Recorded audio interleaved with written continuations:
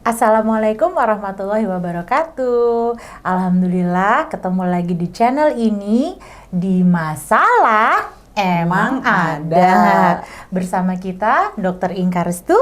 Assalamualaikum. Dan saya Cindy Fata. Hari ini kita akan ngobrol sama Mbak Inka. Jadi ya soulmate, beberapa tahun yang lalu Mbak Inka itu pernah divonis kanker. Namun yang kita mau ngobrol adalah bagaimana saat Mbak Inka divonis kanker itu, bagaimana menghadapinya hingga saat ini. Gimana Mbak Inka? Ya, jadi saat itu memang dokter onkologi ya menyatakan bahwa dok, maaf nih dok, hasil dari pemeriksaan lab dokter itu stadium awal dari kanker darah gitu. Nah, jenisnya ada deh gitu ya. Nah, udah gitu aja. Tapi kalau aku sih mendengarnya begitu dokter tuh bilang kanker. Oh, kayak ya kamu batuk. Iya, ya udah gitu aja. soalnya yang aku dengar ya, waktu saat Mbak Inka divonis kanker sama dokternya, Mbak Inka nggak bisa berhenti ketawa. Iya. Lucu Kok ya? bisa orang divonis kanker tapi ketawa? Kenapa sih kok bisa gitu Mbak Inka? Iya, memang aku juga bingung ya. Itu Aneh aku sih, nggak biasa itu begitu. Orang divonis kanker terus ketawa, apa yang membuat Mbak Inka ketawa? Aku juga nggak tahu, rasanya sih jiwa aku yang ketawa ya, Sin, bukan aku. Karena dalam tidur pun kata Mas aja aku ketawa. Terus aku itu ketawa terus itu kurang lebih 2 bulan. Pagi, siang, sore, malam ketawa aja gitu. Kayak dapat kanker tuh kayak happy, kok bisa kanker happy gitu? Iya. Kenapa kok kanker happy Mbak Iya. Inka? Apa yang Iya. membuat Mbak Inka happy? Ya, memang begitu dikasih tahu kanker aku happy. Terus terang aja. Karena memang itu menurut aku itu pengabulan doa aku. Iya. Oke. Jadi aku tuh kan sering ya melakukan perenungan ketika teman-teman aku ada yang meninggal, yang mendahului aku gitu ya, dalam kondisi mendadak. Terus aku merenung gitu, ya Allah, kalau aku meninggal secara mendadak, aku dalam kondisi tidak taat, wah, kan aku mati ketika jadi saat terhasut setan gitu. Berarti kan aku tidak mati dalam kondisi sebagai muslim, tapi sebagai setan. Sementara kan hadis dan Al-Quran mengatakan janganlah kau mati selain sebagai muslim. Nah, jadi aku tuh berdoa sama Allah, ya Allah kalau boleh minta aku matinya gitu, aku dikasih penyakit yang lama aja deh, seperti kanker gitu. Karena kalau dengan kanker, ketika tahu aku kanker, aku akan paling enggak aku bisa merasakan, memperkirakan kapan aku mati, sehingga aku nggak akan rela lagi waktu aku itu digunakan untuk sesuatu yang tidak membawa aku kepada kebahagiaan di dunia dan di akhirat, masuk surga. Jadi waktu dikasih tahu kanker, yeay gitu, asik. Allah mengabulkan doaku. Jadi aku tahu nih mulai hari ini sampai aku nanti perkiraan aku mati, aku akan di koridor terus gitu. Jadi rasa ini akan menjaga aku untuk tetap berperilaku selaras dengan kehendak Dia. Kan aku mau menuju alam akhirat gitu sih. Wow, luar biasa. Mbak Inka tapi sempat nggak sih kebayang, Mbak Inka sebagai dokter gitu ya, sempat dong pasti kebayang kanker itu kan sakit, rontok rambutnya, kemo, ini semacam. Nggak takut Mbak Inka? Enggak, karena kan Al-Quran udah jelas ngajarin sakit itu pengguguran dosa. Jadi aku ngerasa kalau nanti aku di kemo, asik, nambah lagi kalau aku ikhlas dengan rasa sakit karena di kemo, aku dapat rewards dari Allah. Terus kalau misalnya rambut aku rontok, kan aku bukan fisik, aku kan jiwa. Jadi nggak ada yang masalah gitu dengan apa yang akan aku hadapi. Ketika nanti sakit misalnya karena darah kan jadi tulang-tulang akan terasa remuk, ya nggak apa-apa. Toh seperti belajarlah menghadapi sakratul maut yang katanya nanti seperti ditusuk 300 pedang. Jadi buat aku kesakitan-kesakitan itu sebenarnya belajar menuju sakaratul maut. Wow. Kan enak Iya. gitu. Tapi Mbak Inka tetap berobat. Oh ya, berobat harus, karena berobat itu perintah Tuhan. Jadi apapun perintah Allah kalau kita lakukan, dia janji akan memberikan rasa, tidak ada rasa was-was, gelisah maupun bersedih hati, bahagia. Jadi walaupun aku nanti sakit, aku tetap bisa kok bahagia, aku tetap bisa ibadah kok. Kan sholat bukan hanya, kan sholat tuh bisa sambil tidur, bisa tayamum, bisa sambil kedipan mata. Kalau aku nanti misalnya aku lumpuh semua badan, aku tetap bisa sholat. Apa masalahnya? Aduh, luar biasa banget. Mbak Inka mempersiapkan anak-anak Mbak Inka nggak? Kalau nanti mama sakit kanker, kamu gimana gitu nggak sih Mbak Inka? Oh iya. Iya. Karena aku tahu kan anak-anak aku belum belajar agama secara mendalam. Jadi aku mempersiapkan mereka. Aku bilang, Mama, ini kanker. Tapi kanker itu nggak ada bedanya sama batuk pilek. Orang batuk pilek juga pada mati. Orang kanker juga nggak pada mati. Jadi nggak ada hubungan sama mati. Aduh, benar. Jadi aku jelasin ke anak-anak bahwa sakit itu nggak ada hubungan dengan mati. Kematian itu hubungannya dengan ajal. Jadi nggak ada masalah, sakit itu hubungannya dengan pengguguran dosa. Jadi sakit itu keberuntungan, karunia, pengabulan doa dari kita minta ampun dosa. Jadi kasih sayang Allah gitu. Itu sih yang aku sampaikan sama anak-anak. Jadi melakukan persiapan-persiapan supaya mereka mau memahami itu gitu. Mbak Inka selama sakit kanker itu tetap berobat. Berobatnya ngapain aja? Kemana berobatnya? Ya. Seperti apa berobatnya? Ya, kalau berobat kan itu kan ibadah, ya Sin, perintah Tuhan kita. Jadi harus khusyuk Sin, harus sungguh-sungguh. Jadi aku tuh ke dokter kalau nggak salah 4-5 dokter, artinya 4-5 rumah sakit. Aku tanya ini gimana semuanya aku tanya sebagai opinion untuk memandu langkah aku dalam ikhtiar sungguh-sungguh gitu. Jadi bukan supaya sembuh, bukan, tapi memandu supaya ikhtiarku bisa dianggap Allah itu bagus gitu. Nah, jadi aku ke 5 rumah sakit kalau nggak salah tuh, ke beberapa rumah sakit swasta dan rumah sakit negara ya. Nah, sampai akhirnya terakhir aku kelima, 3 mengatakan early, 2 mengatakan belum sampai ke tahap. Akhirnya aku pergilah ke luar negeri. Nah, satu kali aku pergi ke Pineng waktu itu, aku ke sana dan di sana dinyatakan ya confirm. Gitu. Jadi aku pergi ke ikhtiar sungguh-sungguh Sin. Iya. Nggak boleh nggak ikhtiar kan. Tetap minum obat yang dikasih dokter. Tetap disuruh ke sana, ke kiri, ke kanan, ikut aja karena harus sungguh-sungguh. Tapi bukan untuk sembuh, untuk menyenangkan Allah. Itu dia. Nggak ada di mana-mana. Ikhtiar berobat bukan untuk sembuh gitu. Iya. Oh, Mbak Inka itu kan dokter. Mbak Inka tuh dokter gitu. Apakah dalam penanganannya Mbak Inka ikut serta bersama dengan para dokter yang menangani menangani Mbak Inka? Apakah Mbak Inka sebagai dokter juga benar-benar berbarengan sama mereka? Nggak bisa dok, saya begini, saya begitu sebagai dokter ya gitu. Itu gimana waktu itu suasananya? Ya, aku nggak mau. Aku nggak mau karena bukan karena aku nggak memikirkan itu ya. Tapi aku berpikir pada saat itu, dalam konteks saya yang sakit kanker, saya harus menyelamatkan jiwa saya. Nah, bagaimana dengan raga saya gitu? Ya, aku serahkan aja kepada ahlinya.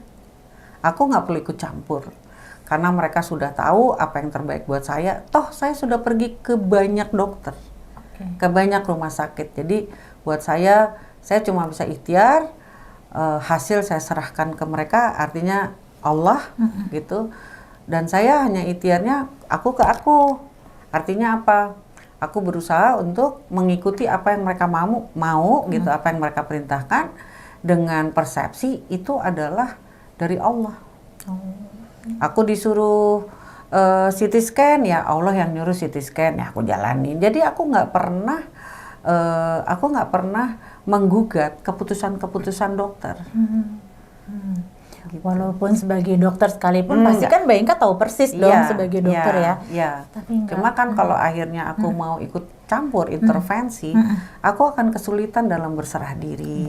Aku akan kesulitan dalam ikhtiar sungguh-sungguh. Pasti apa yang disuruh dokter aku debat terus. Nah, itu akan membuat aku jadi kesulitan untuk melakukan proses perenungan bagi ketaatan aku gitu. Wow, karena aku nih kalau di lingkungan nih dalam kondisi sakit begitu, kita intervensinya gila-gilaan sih ke dokter. Ini benar nggak obatnya ini dokter? Ini nggak, Mbak Inka nggak ada kayak gitu. Padahal dokter. Enggak, buat aku karena itu tadi landasannya ya. Di saat ini saya hanya dokter akupuntur. Apalagi kalau Cindy orang awam masa mau ikut campur. Tentu enggak banget gitu ya. Jadi saya serahkan aja yang pada ahlinya. Saya nggak usah ikut campur. Sehingga kita semua bekerja sungguh-sungguh. Para dokter bekerja sungguh-sungguh untuk aku. Tentu aja nggak ada dokter yang kerja nggak sungguh-sungguh. Iya sih. Dan aku juga kerja sungguh-sungguh untuk keselamatan jiwaku. Wah. Gitu. Dan kalau nggak salah pada saat itu sebenarnya Mbak Inka juga dalam keterbatasan keuangan ya. Iya. Dalam menghadapi. Iya. Tapi bisa sampai ke Pineng. Gimana itu menghadapinya? Begitulah Allah, Cindy. Ya. Allah itu jelas ya. Di Al-Insyirah kan udah jelas di balik kesulitan ada kemudahan. Jadi di dalam kondisi kesulitan seperti itu Tuhan membantu aku lewat apa? Lewat manusia-manusia yang mengambil peluang untuk menitipkan perbekalan akhiratnya sama aku. Jadi ada sahabat aku SMP, SMA yang aku kalau ngomong dia ya, terima kasih ya Tamara, Chandra. Aku kalau ngomong mereka semoga jadi amal soleh. Aku nggak mau sebenarnya ngomong ini, tapi buat aku ini adalah pilihan orang-orang mau ngambil peluang atau enggak. Dan itu kan makanya aku tuh nggak pernah ngerasa, waduh kok aku sakit, mana nggak punya uang, ntar uangnya habis. Enggak sih. Karena belum tentu kok. Aku kalau sakit ada aja yang, dan buat aku itu dari Allah. Dan para sahabat-sahabatku itu mengambil peluang ya, untuk membantu memfasilitasi ketaatan aku. Gitu. Jadi memang nggak perlu khawatir ya. Artinya kelogisan akal kita tuh seringkali melanggar,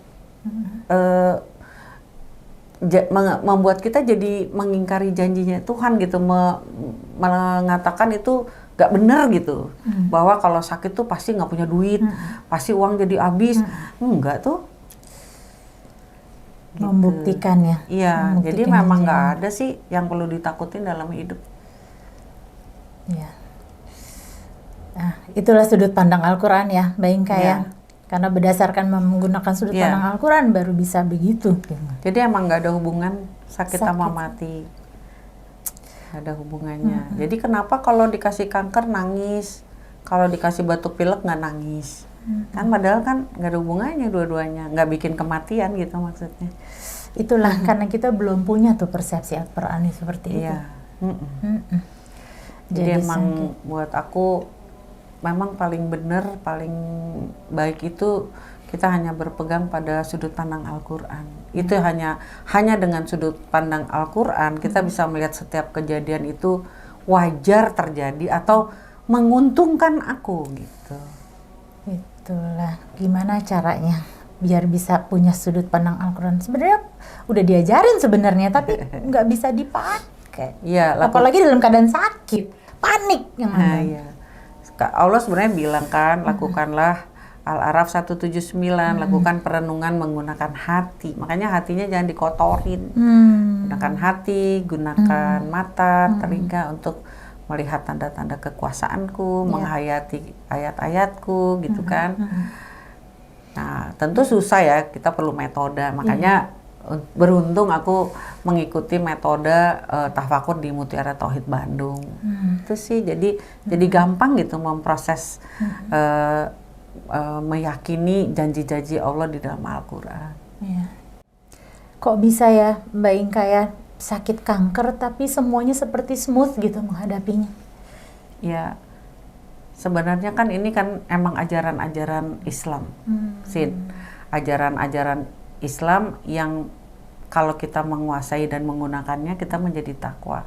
Jadi sebenarnya sudut pandang aku itu bukan rekayasa gitu, bukan lebay deh.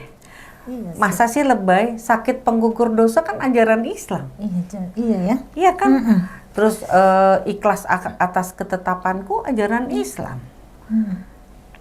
Nggak ada hubungan mati dengan sakit, ajaran Islam. Jadi buat aku ini bukan rekayasa hati, bukan positive thinking loh, bukan biar ini udah deh nggak usah dipikirin, nggak apa-apa, ini harus dipikirin. Nah, justru harus dipikirin. Ini harus dipikirin karena ini serius, gitu. Ini serius. Kalau sampai salah, saya akan salah sampai mati. Jadi saya harus serius gitu. Nah, makanya kalau serius jangan pakai ajaran-ajaran yang masih Quran. direka-reka gitu. Jangan menduga-duga.